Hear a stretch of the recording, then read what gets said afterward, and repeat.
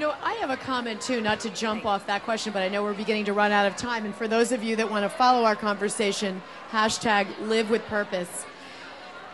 You were talking about women, and I think you were sort of talking a little bit about glass ceilings, and so much has changed. And for those of us that are parents and especially have girls, one of the things that I've been so honored and blessed to get to know Jill through this journey, and not only are the 4 top senior people at PepsiCo women, which say, come on, let's think about that. Not that long ago, you never would have heard that. The first thing she said to me, we talked on the phone and we met here for the first time, she said, can I talk about you being a mom? Because it's nowhere on your bio. And I was like, what? Because when somebody gives me a form and it says, what is your occupation? I write mother.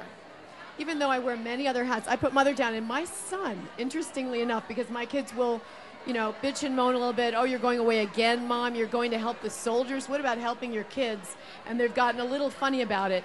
And on his college... Guilt, the big G. On his college application, I wrote the word mother. And he came back in and said, Mom, you're not just a mother. You're so many other things. And I said, no, but mother's my best job. It's my most important job. He said, but could you maybe put journalist on there too? And I thought, see, he does like that I work. He does like that I write. Yeah. And so watch what they're watching and talking about role mommies and people like Jill who do it all. And we all, again, balance another topic, another issue. But her first question to me was about being a mom. That meant a lot to me. It said a lot to me about our comfort level now in being able to work and take a top position, but being able to say, you know what, this is important to me. It's one of many things that are important. We don't have to have a first, a second, and a third, right? Who says that it has to be a competition? Yeah. I think we have a winner somewhere. Oh, it was laughter. Okay. When I think about, trying to do it all, and we talk about balance, and I've written before about how that's kind of like a myth and it's about the choices, but to me, I see it as alignment. You don't have to have like a pecking order, but if you're aligning, who you really are and your most important values with your actions, and you're evaluating that kind of daily, sometimes by the minute, then you're on track. I mean, that's your path to the well-lived life, the purpose. And I think of it a juggle. I really think of it as juggle. You have a lot of balls in the air, and those balls will change color and change texture every single day, and that's okay. And you drop them. All you have to do is say, whoops. You can choose to pick it up or not, but again, it goes back to the guilt. If you think you're going to be a perfect juggler every day, all of the time, you are sadly mistaken. So be happy with those balls that are in the air and looking really pretty, but realizing that that is not every moment. So it's juggle versus balance, because balance is going to be that unattainable dream. So, but alignment is a really nice way of looking at it too. That's a life coach for you. She knows just how to put it right in perspective. Guilty. I have a question for you guys before I read another one. Do you think men and women use the social media platforms differently, and how? Yes and no. Having been on the internet since 1987, internet company 1995, social media company now for the last 5-6 years, although social media is just the sexy term, truly believe that we do use it very, very differently, and in other ways we don't. I think our approach to it is different depending on who we are, not as male or female, but who we are and where we are in our lives. But I do also think that without stereotyping, there tends to be more of a doing for men, getting things done, and a more connecting for women, connecting to each other, connecting to family, connecting to info, connecting to purpose, connecting to this. And so we prove it all the time. Social media rocks because it fits who many of us are and how many of us operate.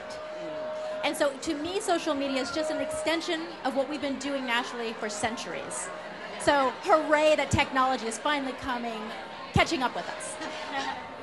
Yeah, I think I said something was picked up in the USA Today article that Jill was quoted in, that this isn't anything new. We've been doing this in quilting bees and book clubs. It's just now we have a way to connect with people outside of our towns. In different worlds. In a different world. I'm going to read 2 more regarding the year off. Oh, we did, Lisa. Oh, my goodness. Oh, you're right. I'm sorry. This is her second one, I think. I would take my son to all military hospitals to teach him what a true hero role model is. It's not athletes. I got an interesting email. I don't know if any of you guys saw this. It's being passed around today. It was from a soldier in Iraq who's serving, and he was talking about all the publicity surrounding the death of Michael Jackson and the taxes incurred in L.A., and to take no disrespect for Michael Jackson, but his point was, we're all mourning the death of one man who made millions of dollars. What about the soldiers that die every day in Iraq? Why hasn't Congress given us a moment of silence? And I thought it was a really poignant email and also a very good point. It speaks a little bit to where some of our values are. Kim Orlando, you can travel with a purpose and make an impact. And that's my buddy Kim over there who knows exactly how to do that. And she's at Traveling Moms. And she's got a new tweet to remind surprise for me. I can't wait to hear what that is. Thank you, Kim.